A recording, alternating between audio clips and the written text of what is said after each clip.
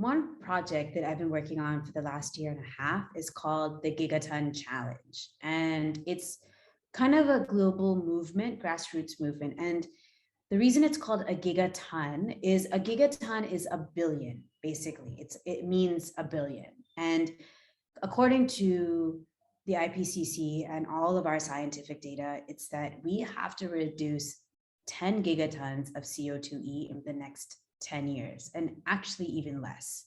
And so the reason it's called this is because the goal, the crazy ambition, is that we work together to reduce a billion tons of CO2e, because that's what it's going to take to make sure that we don't get over 1.5 degrees of warming. So the way that we're doing this and the way that all 4 Rs are used is we're actually trying to get teams all over the world to participate. And what you do is you sign up for a 2-week sprint.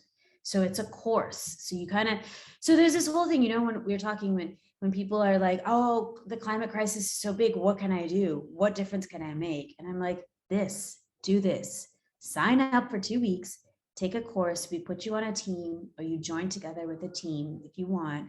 And you literally, we help you figure out a prototype to implement in your own city, in wherever you stay. And even if you don't stay in that city, you can still participate, you can still help. And what I really love about it is it's one big reimagination. Like Gigaton to me represents reimagination, because it's like, we can't wait anymore for governments to do something about it, or for corporates to stop. It's just not going to happen.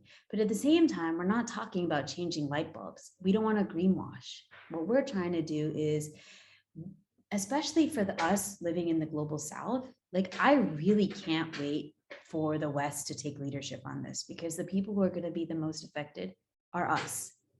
We are going to be the ones. And so you recreate systems, right? You take waste that's going into like landfills and you divert it. You create compost. You upcycle, right? And you create gardens, community gardens. For me, it's a form of resistance. So I am not going to participate. I'm not going to wait for someone to tell me something. I'm like, no, I'm doing it myself. It's a form of resistance for me.